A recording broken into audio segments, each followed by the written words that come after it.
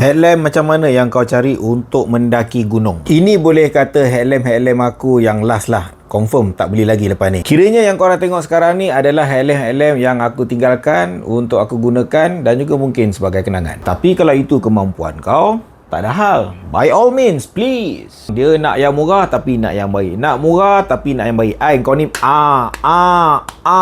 nasib baik member ada spare. Takkan yang murah tak ada yang baik. Untuk penggunaan aku, bagi aku yang paling murah yang ni lah, RM95. Tak adalah murah sangat. Kita boleh pilih untuk gunakan sama ada 3 biji bateri AAA. Setakat pergi trip day hike, aku tetap boleh bawa headlamp. Aku tak payah nak pening-pening beli bateri. Bateri ni sebiji. Kalau untuk trip biasa tak OT kau 2 malam selamba. Ini untuk kecerahan 100 lumen dia. Untuk pergerakan biasa pada waktu malam. Ini pada waktu malam memang bagi aku terlebih cerah lah. Tapi 350 lumen ni memang aku nak ada pada headlamp aku. Yang ini waterproof dia IPX6. Bentuk dia bagi aku tak buruk. Headlamp dah ada banyak macam ni. Tapi kenapa aku nak ada seketul yang macam ni juga? Sebab gatal aku ada headlamp lebih daripada 2 biji. HA13 ni aku dah jadikan sebagai headlamp second aku. Bila aku pergi trip, aku bawa dia. Kok orang ada masalah headlamp, pakailah yang ni. Kalau tak, sebelum ni aku bagi pinjam macam Petzl. Bagi barang baik dekat orang yang tak reti nak appreciate barang. Uish, aku pernah tengok headlamp Petzl aku ni, dia orang baling-baling je kat atas lumpur.